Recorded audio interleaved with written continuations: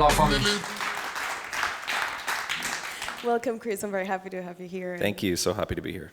I know you haven't been doing a lot of interviews on stage in the past. No, not since my Twitter days. Yeah. Yeah, I don't really speak publicly, or so I don't even tweet that much. So this is an exclusive, guys.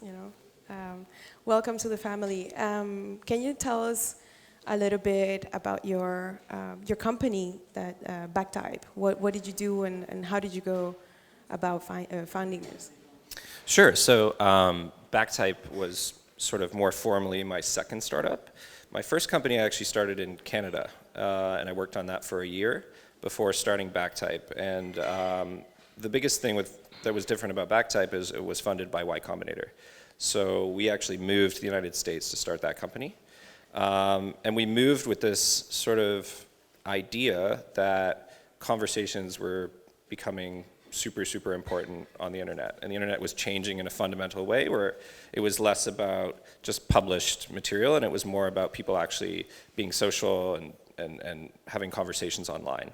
And remember, this was 2008, right? So Facebook was pretty new, Twitter was definitely new. So we had more of like an idea of what the value was, and we didn't really know what the product would be. We just kind of joined Y Combinator, and we had no idea what we were really going to build. So we actually went through quite a few iterations.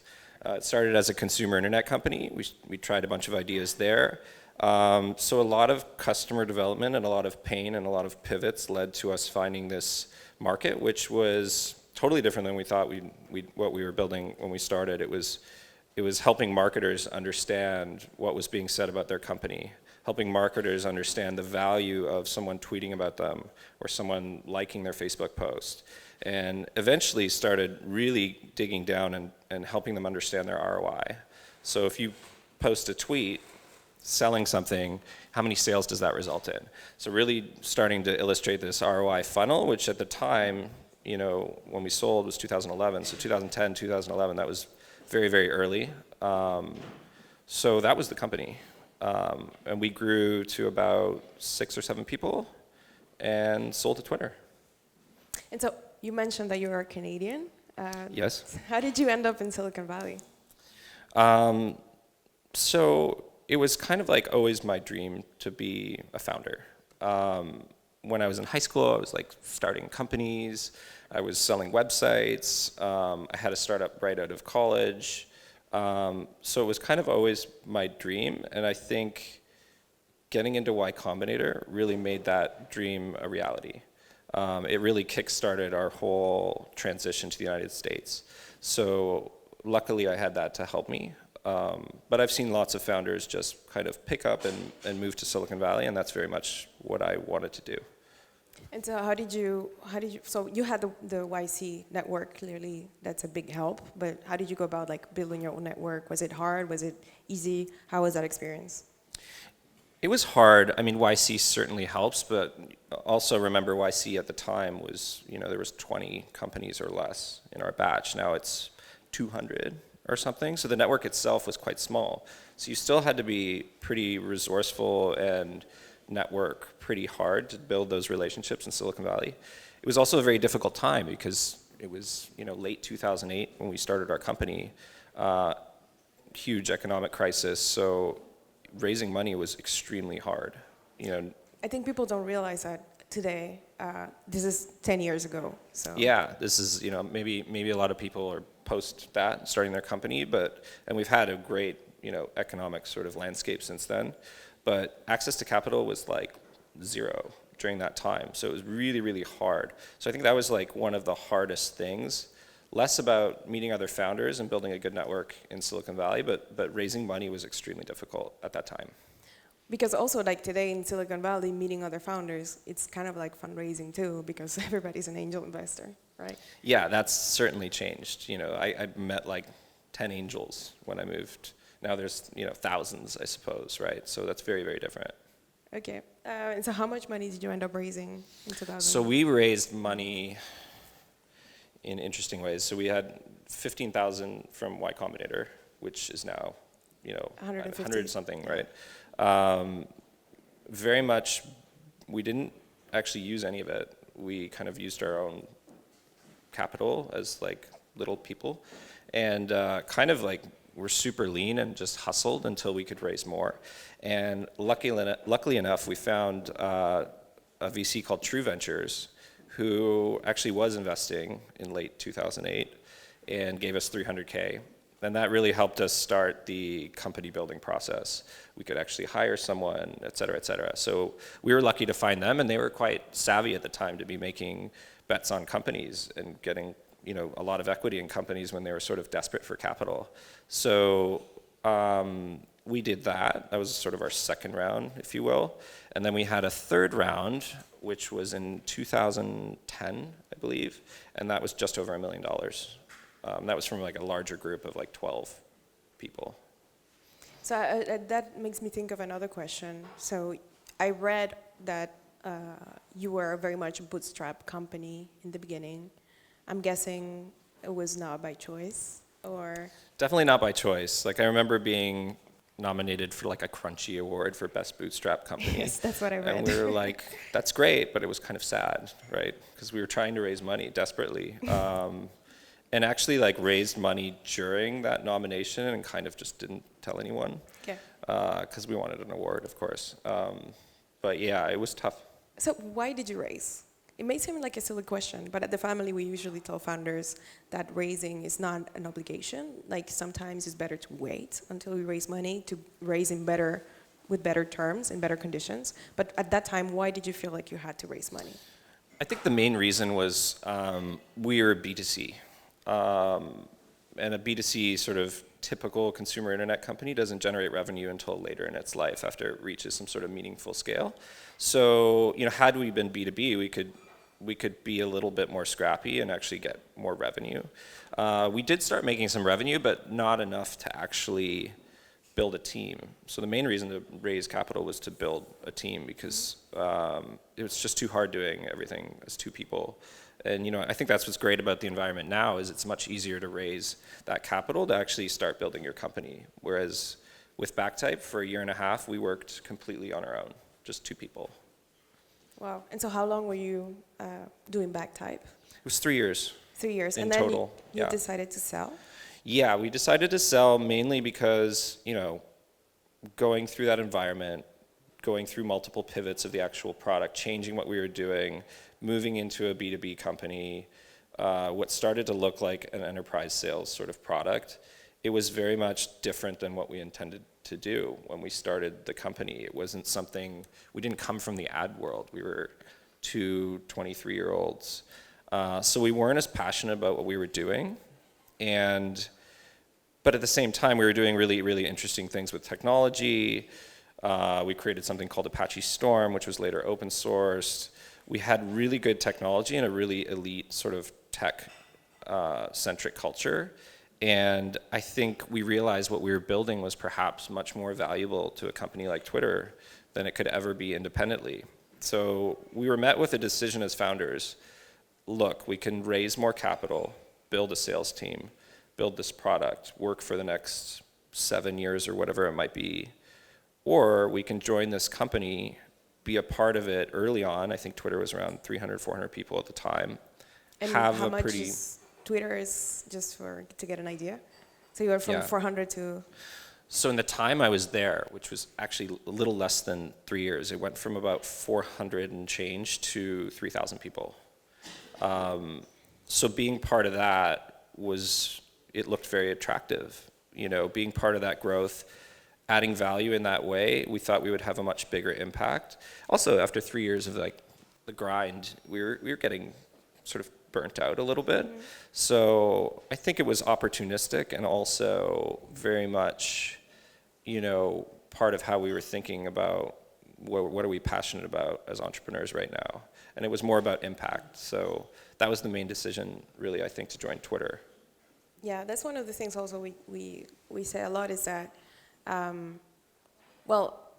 lot of people, they name impact as one of the reasons why they want to be a founder, but actually, for example, an employee at Google who invented Google Maps or Inbox, he had much more impact than your average founder.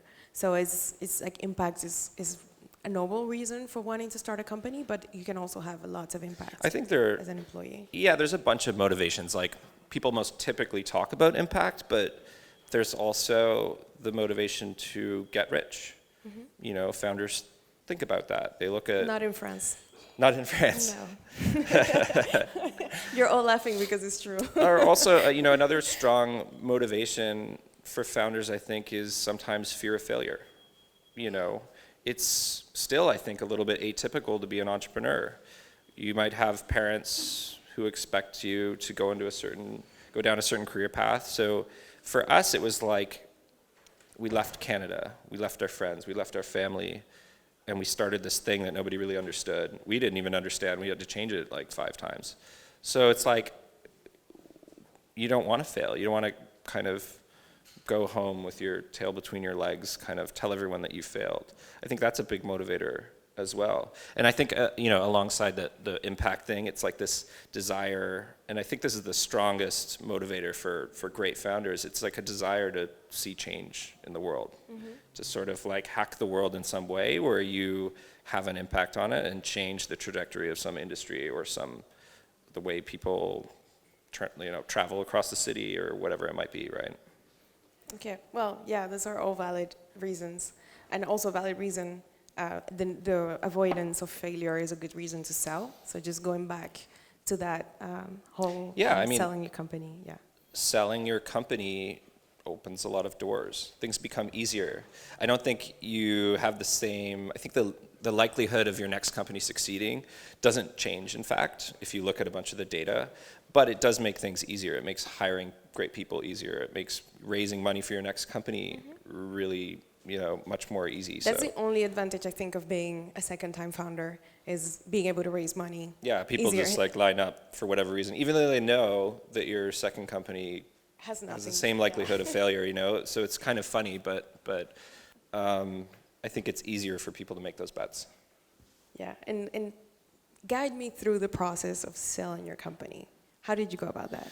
Sure. So I think you have to think about selling your company very much like raising capital.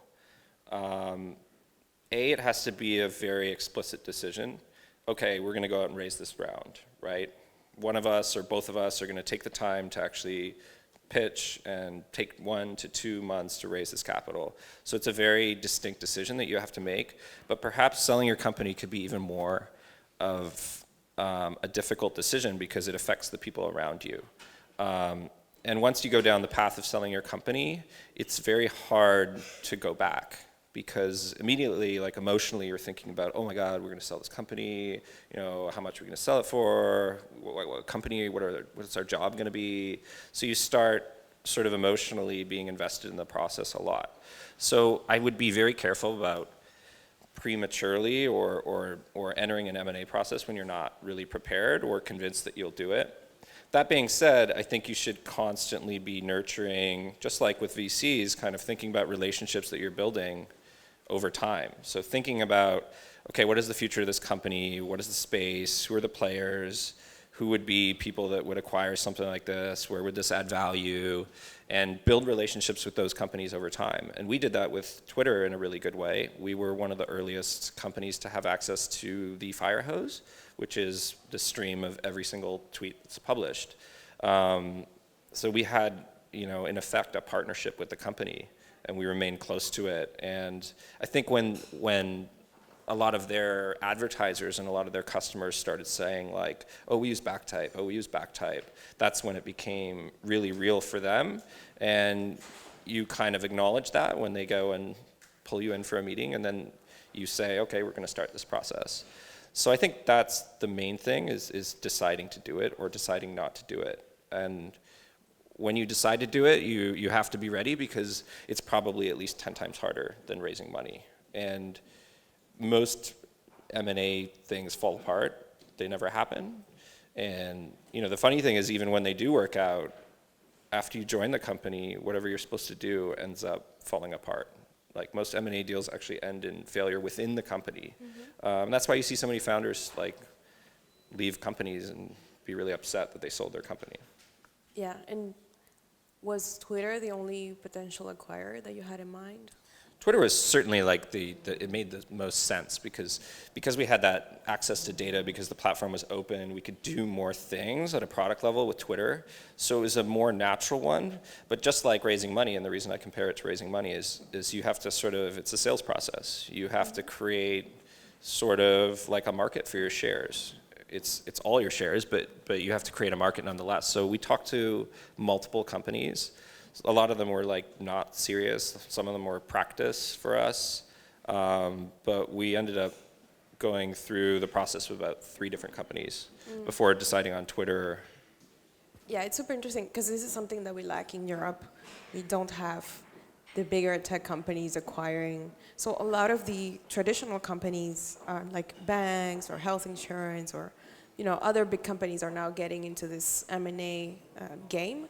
But it's just, I'm really curious about the sales pitch, because when you're fundraising, you pitch your vision, like where you feel your company is going, what it's going to become. When you're actually selling the company, you need to convince the potential acquirer at the same time that you're killing it, that you're building a great company, you have this great asset, but at the same time that it's like, why is it worth buying it? Like it's a kind of conflicted position to be in. That's why I say it's like 10 times harder, because it's not as clean a process. It's like M&A is different. With fundraising, you do this, you do X, you do Y, you do Z, and then you either get money or you don't, right?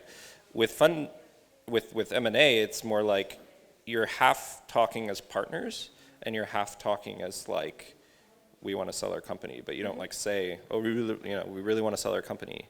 You want to make it seem like your company is doing really well. And one of the hardest things to do when you're in an M&A process is continue running your company. It's like having 2 jobs, 2 full-time jobs, right?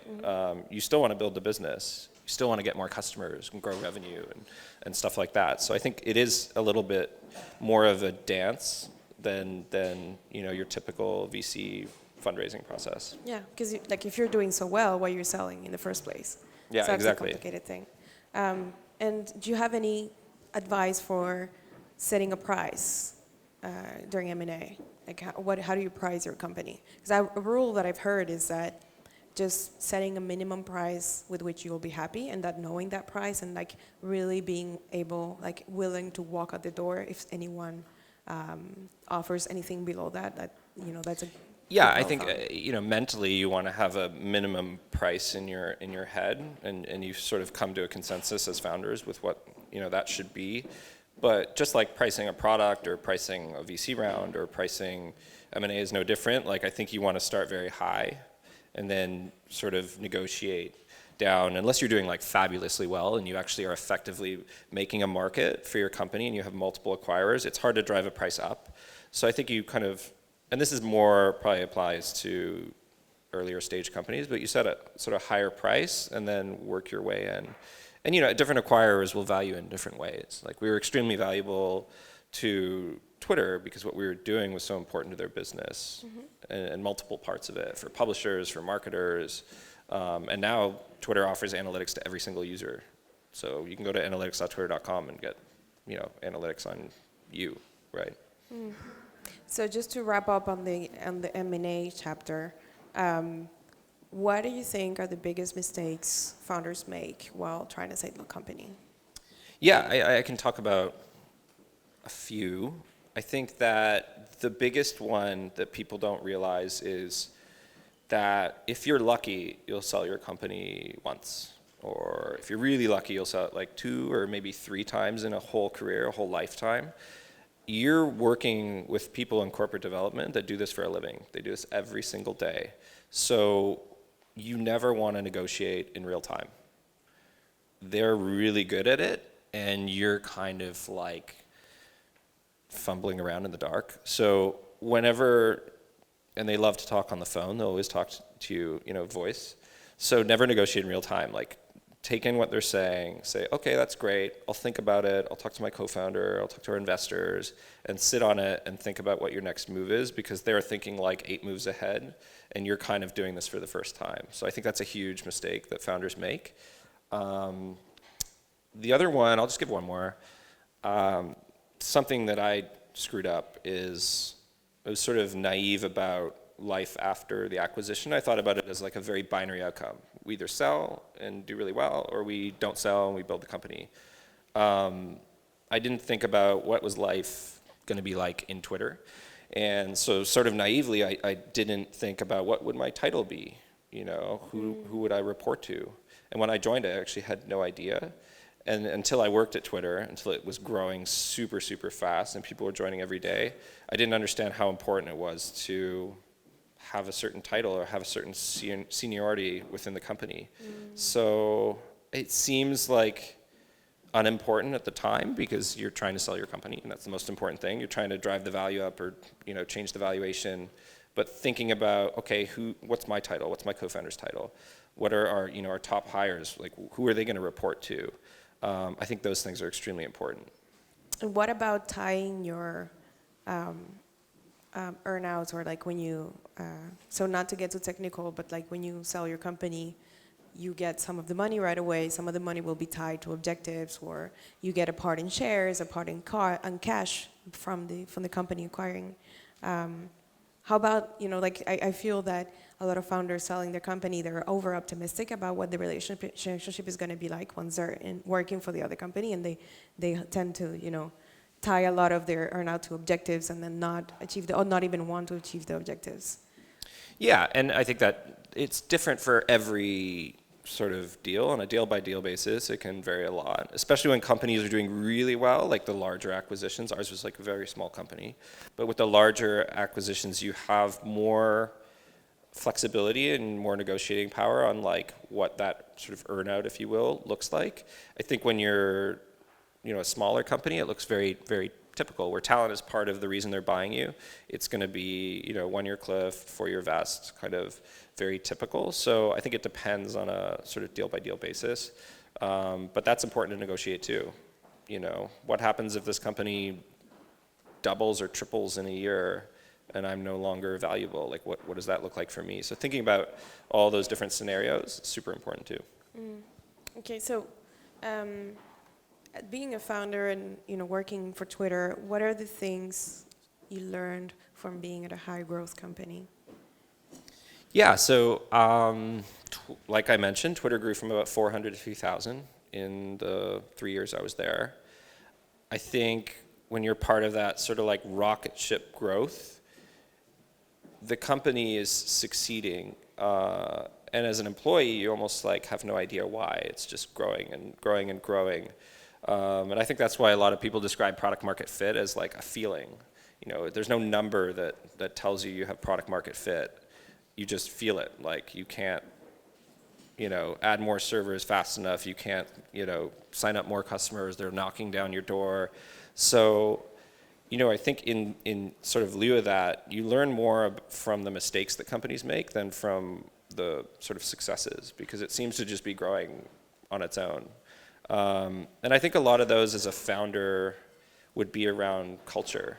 You know, how does this company think about culture as it grows?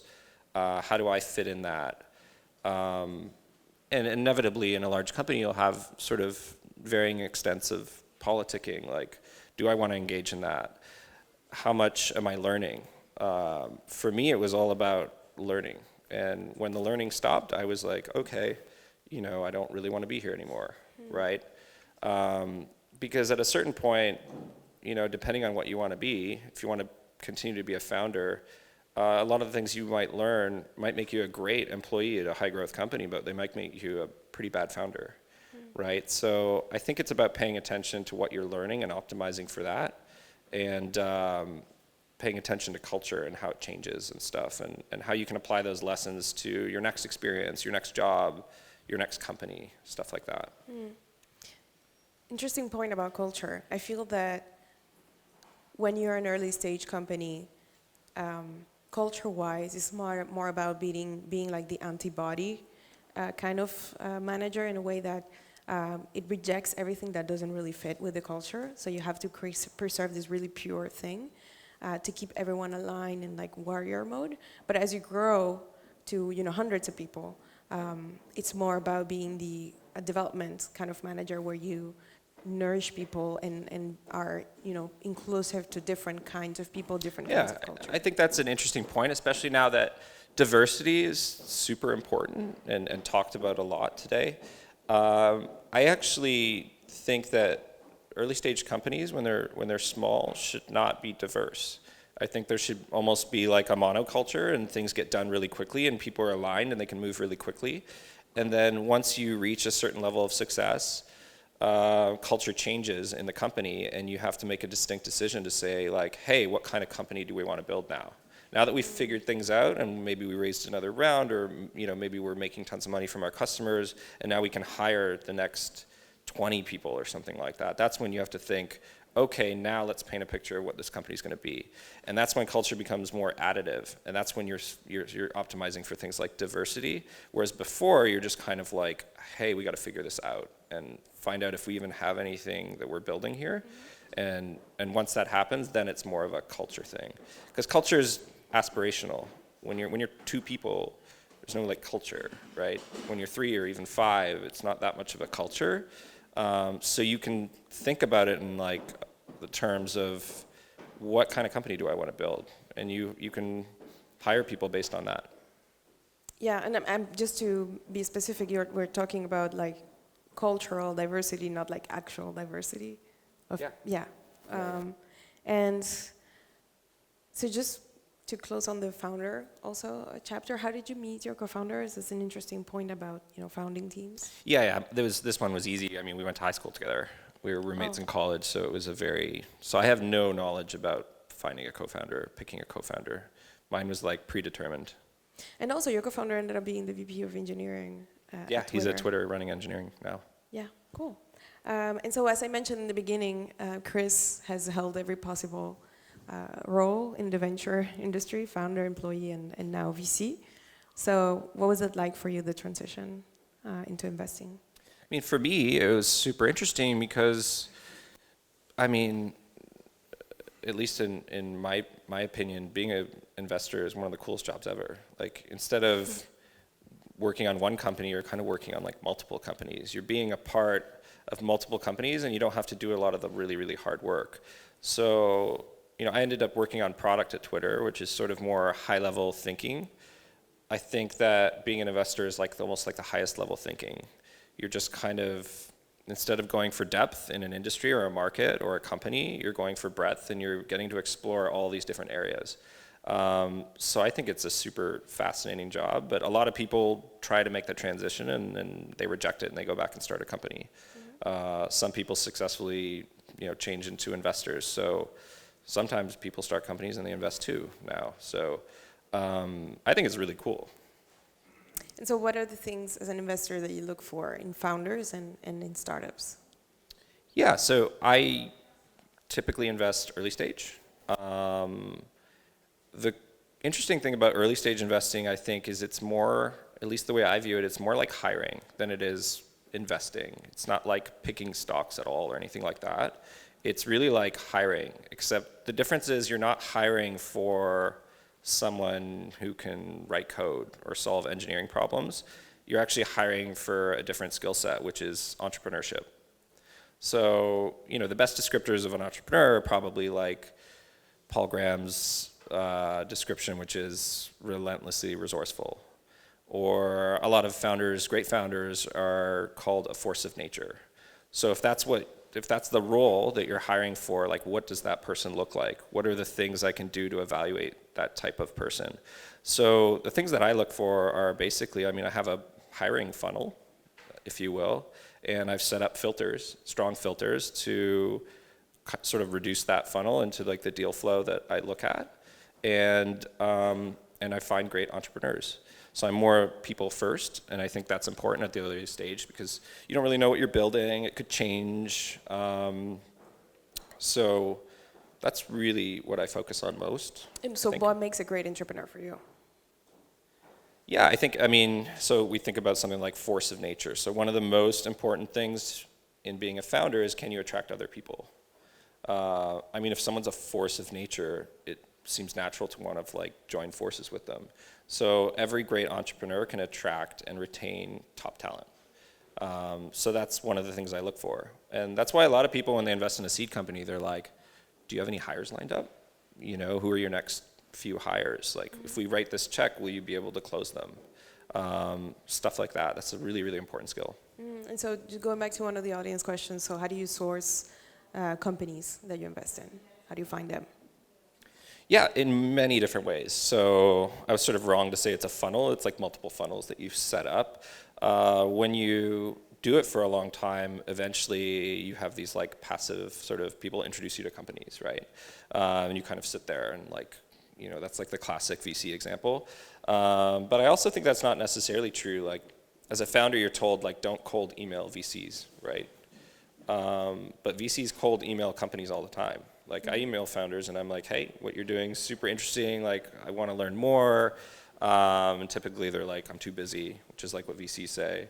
And then you're like, well, I can add value in these different ways. Let me introduce you to a customer or a potential employee. So some of it's outbound too. I get a lot from the Y Combinator network, which is now thousands of people. So that's a great source for me. But you have to build these sort of funnels, if you will, from scratch when you decide to become an investor. And as soon as you leave like industry, like if you leave a company like Twitter, you don't naturally just hear about companies. So you really have to treat it like a job. I mean, distinctly think about where am I going to find the best companies? And another question we had was about geographies. Like, where are the places that you invest in? Are you only focusing on companies based in the Bay Area, or are you investing? Yeah, I mean, I think this one's interesting because I think investors are realizing like there are great companies outside of Silicon Valley, which has been true for a long time, but I think now it's more of a focus, and I think it's awesome. I mean, I just invested in a company based out of India. I still think people should be more open to investing in different geographies. I have the flexibility to do that because I don't have a big VC fund. So it's easier for me, but I hope to see that increase over time. And YC's done this effectively too. I mean, they made a huge push to invest in African companies, which is super cool. So I think it's a trend and it'll only get better, which is good news for people in Europe, of course. And also it's financially attractive. Like, going back to your point in the beginning, like when you joined YC 8 years ago, you got $15,000 in cash. And that was deemed to be enough to like launch and bootstrap a company. Today, they give about 10 times that amount. And that's like nothing in the Bay Area. If you have to pay engineers, you have to pay rent. I mean, it's not a lot of money compared to, you know, the amounts that are being raised in series, like seed rounds look more like Series A. Yeah. I mean, there's just more capital out there and times are really good right now. It might change, you know. Prices might come down, probably not in the Bay Area, but and you know, people are building distributed companies. I think there'll be a huge thing, like having maybe a sales office or part of your company being in the Bay Area or in Paris or somewhere, and then having engineers everywhere. I think that's only getting easier too. So that's really exciting. That's something we see an interesting trend also between French companies that are, you know, leveraging that access to the engineer market. Like one of our portfolio companies, Algolia, they went through YC, but they kept, you know, their Paris office, and so they grew their engineering team here. I think Screen is doing that as well. So we see more and more French companies go to the Valley for, you know, the network, the investors, the clients, but they keep their engineering teams in France, you know, as a leverage. I think that's super savvy. I think that's awesome. Awesome. And so what advice would you give founders raising a seed round today? Sure. So, I mean, as I mentioned before, it's kind of like a sales process. So think about it in a really structured way. What I like to do, and when if I'm like the first investor in a company, I'll typically help them design this process. What I like to do is say, you know, find a list of investors, find all like sort of your target investors, and group them into like ABC. A, the best ones that you wish you could raise money from. B, the ones that are good. And then C, the ones that are crap, right? And basically find all the introductions to all the people and build a week or 2 weeks of meetings and meet every single one of them. Don't meet your A's first, meet some C's or B's to kind of practice and get going. and then keep a very, very tight process, because you are creating a market for your company. And the best way to do that is to talk to everyone at once. So I think that's more tactical. One of the things that I'm interested in, especially early stage, is like, you don't really have a company yet. You're a couple people with an idea, or maybe you have a prototype or something like that. I think the way to pitch now is more, and people forget this because they look at slide decks that they're supposed to build, and it's like 10 slides, like one's team, one's this, one's that. I think it's better to think about pitching your company in this sales process with a narrative, and making that narrative super compelling. I like the use of memos. Yeah, that's a new trend I was going to say. Yeah, so there's one company in Silicon Valley that just raised their Series A.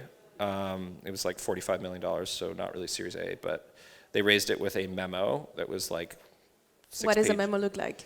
Yeah, like I like one-pagers, especially for an early stage company. Like if you're writing 8 pages about your early stage company, that's kind of like a business plan. That's like weird. So I think a one-pager is good, and that's something that you send to people when you're introduced to them. And then your deck is really, they didn't have a deck. They had like a deck that was an appendix that they used. But I actually like having a pitch deck that you use when you meet in person with someone. So this is a supporting deck to your pitch. And it only really makes sense in the context of you being there and pitching the company. So otherwise they're looking at the memo. And I like to actually keep it really, really small. So like 6 slides. And really only focus on the most important things, so that you can tailor your pitch to each investor that you meet. So having 6 slides, and then maybe 4 to 8 slides that are in an appendix. So in case they ask a specific question, what's your go-to-market? I wouldn't have that in my main deck. I would have that as, they're interested in my go-to-market. Okay, I can pull up this slide. So keeping it really compact and focusing on the narrative, because what you're doing at the early stage is getting someone excited about your company and your vision. It's not so much like, here's my revenue or here's my growth. So these are really, I don't know if you got all of that, but that's really good nuggets of advice. So first, the part about pitching your C-list investors first. That's like the moments where you need to warm up to your pitch. You're pitching your company for the first time. You pitch to people who are not your preferred investors. It helps you get better and train yourself with them. And also about the memo and additional documents. Pitching these people first also allows you to get all their questions, all the things that they're asking you, and you see that some questions keep coming up, so you integrate those into your pitch for when get to your A-list investors. Yeah, there's nothing worse than going through like 20 slides where the investor just doesn't care about half of them. Yeah. And that's why it's important to keep the actual pitch small and like sort of tailor it and refer to different things that they might ask about. Because otherwise they get in this like mode of just being like, like nodding. Mm-hmm. Like you think the pitch is going well because they're like agreeing with you the whole time, and then they send you an email and they're like, no, we're not interested. Pitches that go too well are usually bad. You want them to be asking questions, challenging your assumptions, challenging the way you think about different parts of the business. That means they're passionate about what you're doing. Yeah, if you don't get asked any questions, it's optimize for like passion. You want a response, right? Yeah, and another point you said is about intros. So I personally hate intros, I have to admit. I hate the concept of having to go through someone to get access to another person. And I feel like the best people in the Bay Area, and even here in Europe, like you can basically cold email anyone. They will all read the emails and they will mostly reply. But I found an interesting statistic the other day that said that companies that get introduced to an investors are 13 times more likely to get funded. So even though I hate the system, I feel like we all have to play with the system and really don't underestimate. I get so many cold emails from people. I don't even invest that much. I'm not rich, but I still get a lot of cold emails from people like, this is my company, and I feel that they could have easily, found someone in common with me to do the introduction. So yeah, you cold email, like if you don't know anyone in common, those are the people you cold email. Yeah. And there's an art to doing it. Like you can get really good at cold emails, but at a certain point, like your A-list investors, like they have so many companies that are in their sort of pipeline. Like there's no way you're going to get a good response with a cold email, or at least the chances are really low. So yeah, you definitely want strong introductions from people they funded or people that have sold their company that they funded or people that they've co-invested with or sort of through that hierarchy. Like, don't get introduced through like a lawyer or something. Yeah. So is there anything we didn't mention? Like, what are the most common mistakes that founders make when raising Yeah, like the money? easiest one is probably focusing too much on valuation. That's been talked about a lot. Like, you're building a partnership with someone for 8, 10 years. You know, the time to IPO is the same as like a marriage in the US, like average marriage in the US. Like, so think of it as marriage. Like, would you just like, you know, marry this person? You know, it really has to be, you know, it's an important decision. So I think valuation isn't the only thing that you should be optimizing for. It should be like, do I like this person even? Like, can I, when this person calls, will I be annoyed? Like, so think about things like that.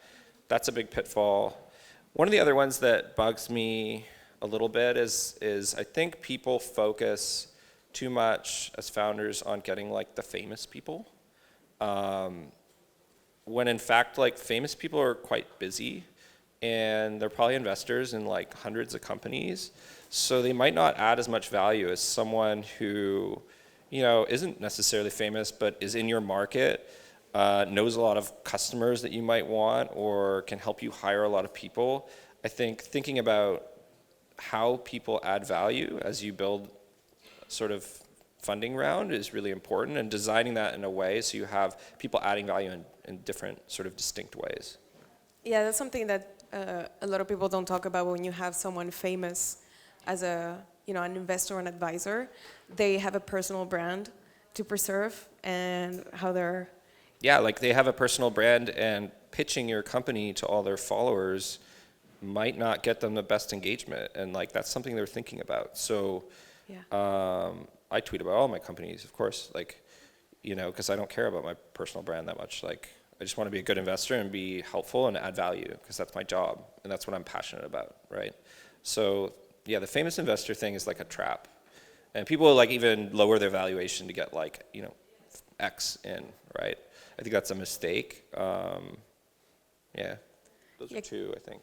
Yeah. Yeah, because when things go bad, ultimately, you know, they will. Yeah, they focus on their sort of winners, right? Yeah. And I have one last question for you before we give the mic to the audience.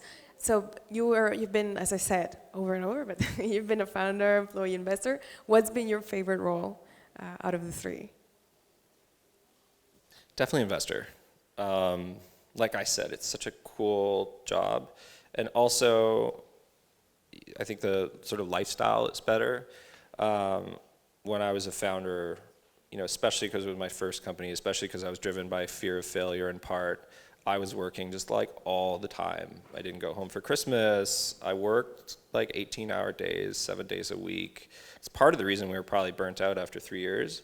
But I think it's easier to build a balanced lifestyle as an investor versus a founder. And it depends on your style of entrepreneurship. A lot of people in their cultures value work-life balance, and there's a way to do it. And people do it successfully, but I know that if I started a company, like everything else would come second, like my friends, my family, all that. Reminds me of this, I think it's Mark Andreessen quote, who said, as a startup founder, I slept like a baby, woke up all night and cried. Exactly. I don't wake up in the middle of the night and cry anymore. That's good. So on this happy note, we can move on to the questions. Any questions in the audience? Hi, yeah, I think I have to talk into this box. Thanks for being with us this morning. I have a question. How would you say being a founder helped you being an investor? And for someone who would want to become an investor, do you think that's the only or the best path to become an investor right now? I don't think it's the best path. I think it's one path to becoming an investor. A lot of famous and extremely successful investors were not founders. They were journalists or, you know, employees at, you know, tech companies or whatever. So I think it helped me in a way that I can add value in ways that non-founders cannot add value. So I can almost be like a confidant or advisor to an entrepreneur because I know what they're going through. Also, selfishly, that helps me convince entrepreneurs to let me invest. because I think there's a level of sort of mutual respect that we have, that we, as founders, we appreciate in one another. So I use it to add value, and I use it to convince entrepreneurs to work with me, I think. Yeah, two questions. I saw that you invest in Coinbase. What year did you invest, and why did you invest in the company? And the second question is, what are the top 3 qualities for hiring people when you're growing your company? Sure. So why did I invest in Coinbase?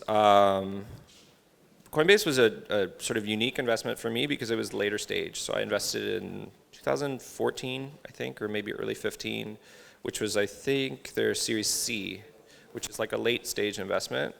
I think at the time, I was super into cryptocurrencies. I had a lot of Bitcoin, and I had this opportunity to invest in this company, which I thought was like a leader in the space. So, being part of that company and not having to figure out like what's going to happen with cryptocurrencies, like predicting the future is really hard.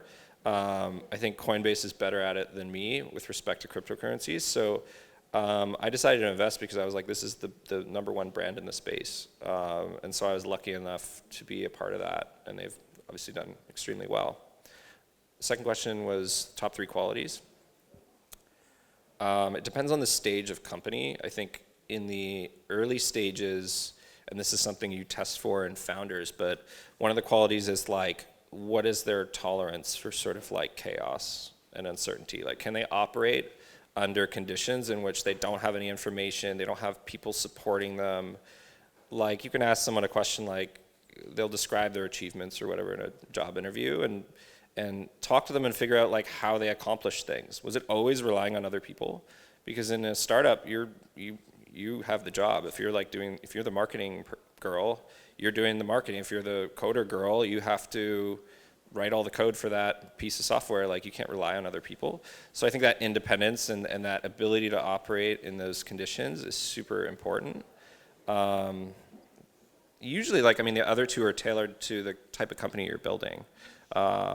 Definitely testing for culture fit. In the early stages is like, can we work with this person, independently? Like, do we think the same way? In the later stages is like, what does this person add to my culture and company?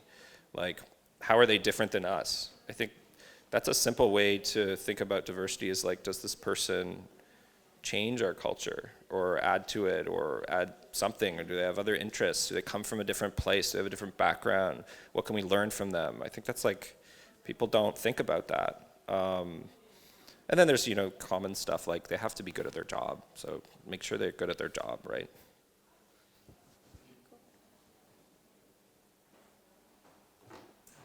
I've got another double-barreled question. So the first is, everybody keeps telling me that winter is coming and that I should try and raise a little bit more now than I might otherwise. I'd love to hear your thoughts on that. And then the second one is about anchoring in a negotiation. Personally, I would rather do like a safes, but I may be forced to into evaluation and to pricing the round. Should I be, and for me it seems like there's 2 ways for me to anchor high. Like, one is on the money valuation and one is actually on like the percent that I'm selling. Do you have an idea on the best way to do that? Sure. So the first question, winter's been coming for a while, right? Even Game of Thrones, I'm like, when's it coming? Like last night's episode was so boring.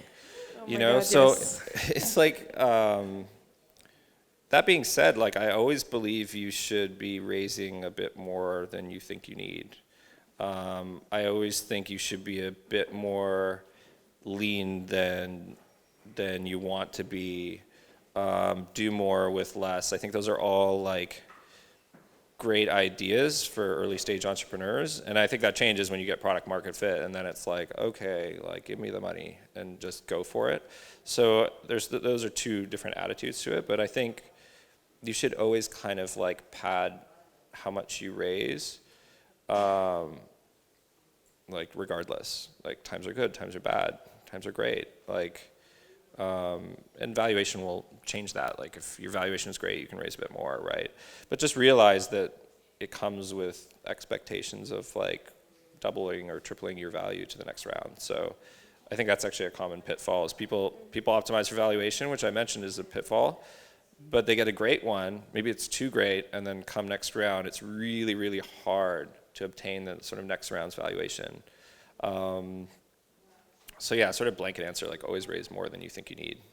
The second question was around, should you think about fundraising in terms of giving up a percentage of the company or thinking about achieving a certain valuation? Was that sort of the essence, or? I mean, it's like one and the same. It's the same thing. It's just about like how you sell it, right? Like, do you say like, oh, I'm only going to sell 10%, right? But in the end, you sell 15 for the amount of money you want to raise, or do you say, I want this valuation, and then you arrive on your percentage? Yeah, I mean, I think you should set an aspirational valuation, and I think that should be a number. That's the cleanest way to think about it, like a post-money number, right?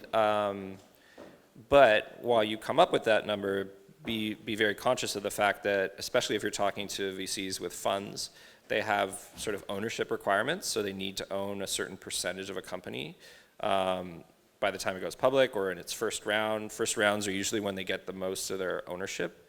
So be just conscious of that, because you can find VCs very publicly acknowledging like we need to own 20% at Series A. So don't give them a number that's not going to achieve that for them, because they won't do it in most cases, right? Is that sufficient? I can always talk to you later too. Also, just for context, it's funny you mentioned like about being lean. Every time we go to San Francisco, investors, they ask us like, how do you tell companies not to spend too much money? And we're like, we have the opposite problem in Europe. It's like, how do we, like founders, like spend the money, hire people you need for growth. So it's like people are already super conservative with the spending in Europe. So I would say that that's a way that we have an unfair advantage in the US. Yeah, but part of my answer was also like recognize when it is time to spend money. Yes. And I think that very much relates to product market fit in most cases. In some cases, it relates to just the nature of what you're building. Like if you're building something where it's an established industry with lots of incumbents and you're trying to disrupt that industry, those types of businesses are more like capital upfront intensive, and you kind of want to attack the market in a way with a really good product. You can't just be like throwing things against the wall in something that's new or sort of less discovered. So I think that relates as well. Yeah. I think one last question. Can you just throw him the box? It's like you can just throw it. He can catch it. Like a pillow?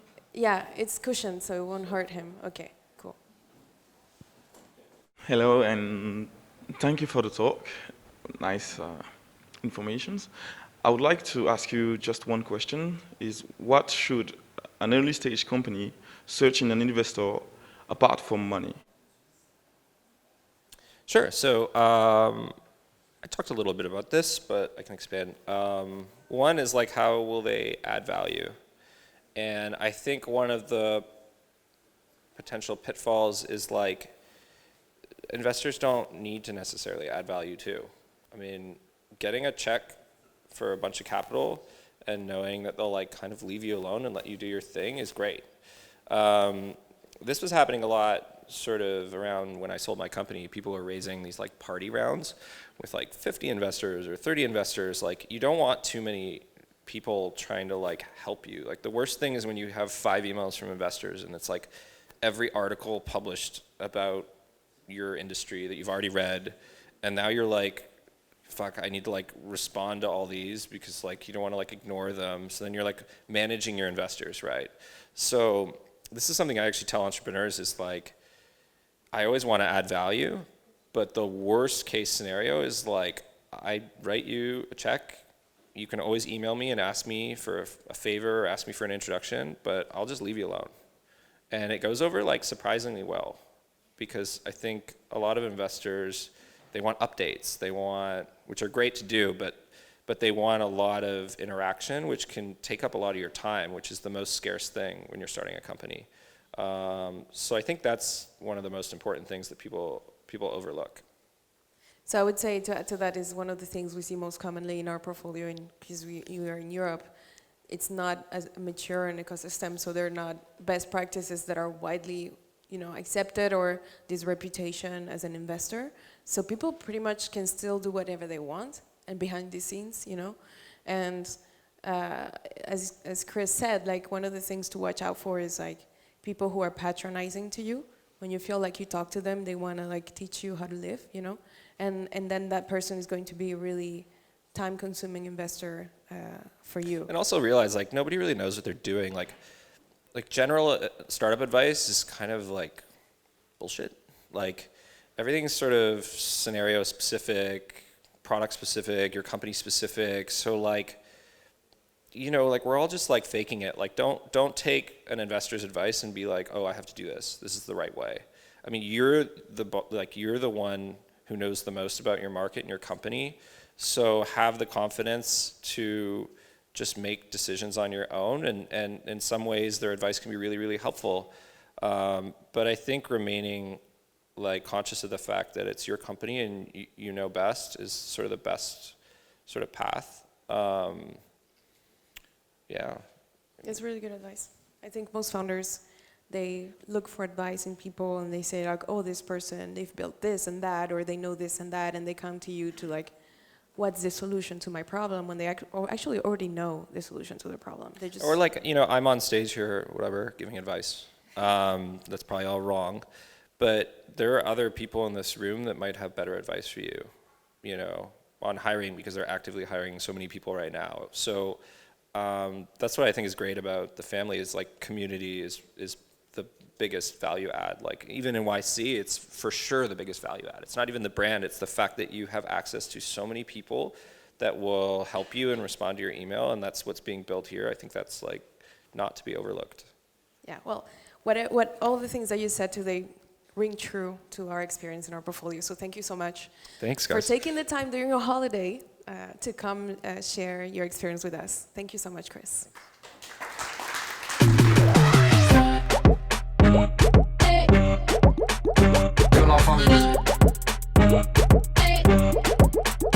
Que la famille.